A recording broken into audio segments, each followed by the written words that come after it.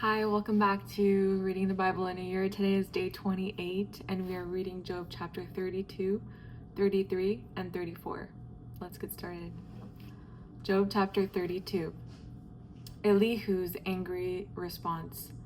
So these three men quit answering Job because he was righteous in his own eyes. Then Elihu, son of Barachel, the Buzite, from the family of Ram, became angry. He was angry at Job because he had justified himself rather than God.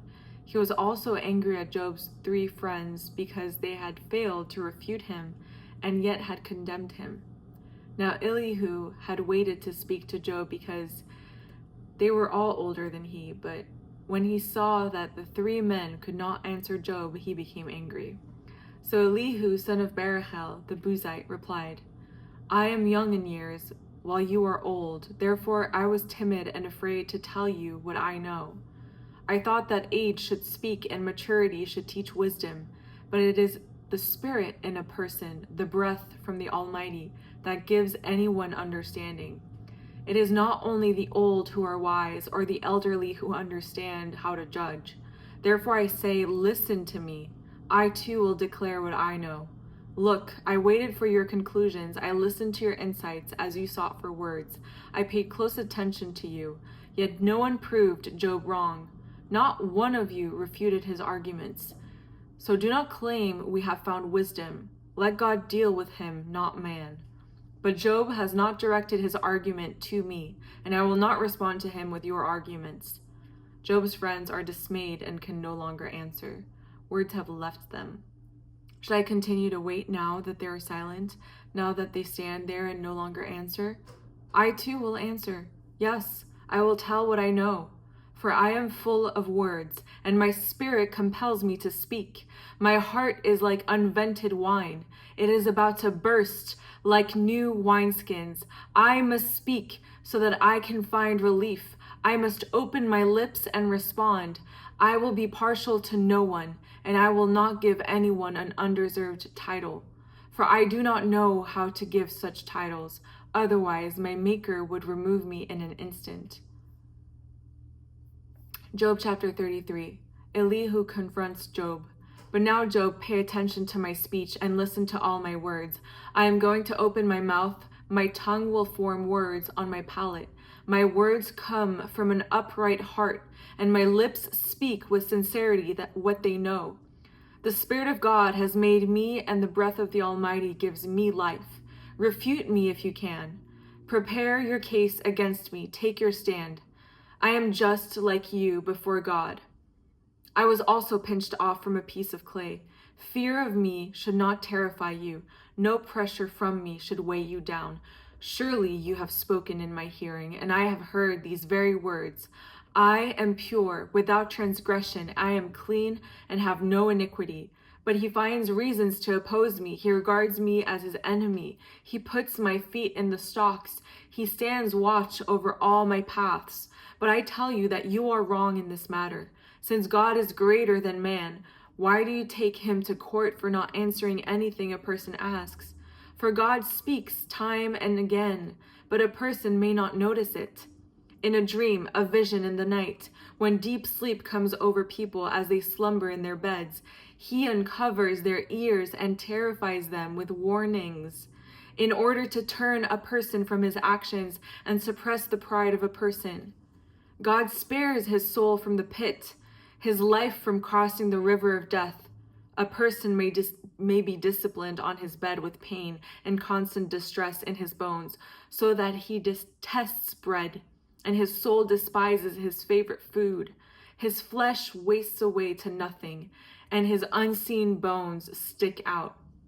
He draws near to the pit, and his life to the executioners. If there is an angel on his side, one mediator of 1,000, to tell a person what is right for him, and to be gracious to him and say, spare him from going to the pit. I have found a ransom. Then his flesh will be healthier than in his youth, and he will return to the days of his youthful vigor. He will pray to God, and God will delight in him. That person will see his face with a shout of joy, and God will restore his righteousness to him. He will look at men and say, I have sinned and perverted what was right. Yet I did not get what I deserved. He redeemed my soul from going down to the pit, and I will continue to see the light. God certainly does all these things 2 or 3 times to a person in order to turn him back from the pit, so he may shine with the light of life. Pay attention, Job, and listen to me. Be quiet, and I will speak.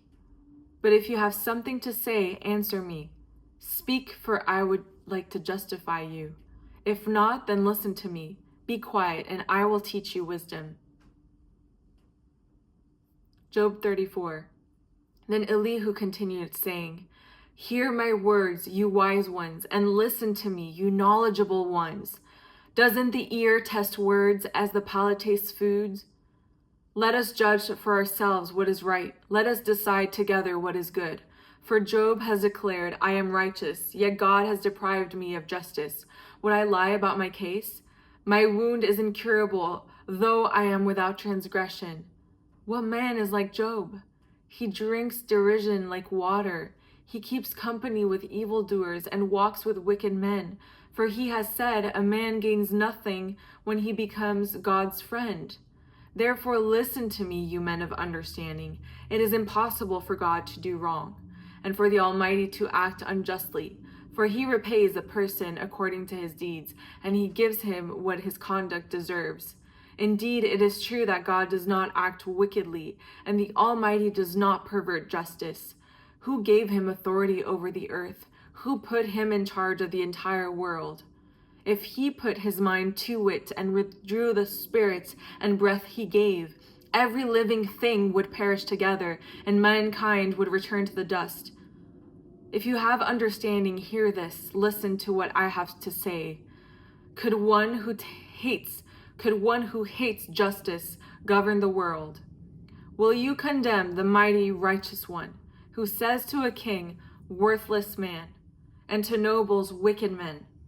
God is not partial to princes, and does not favor the rich over the poor, for they are all the work of his hands. They die suddenly in the middle of the night.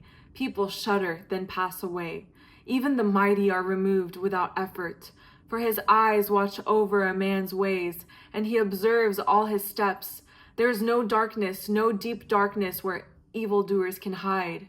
God does not need to examine a person further, that one should approach him in court. He shatters the mighty without an investigation and sets others in their place.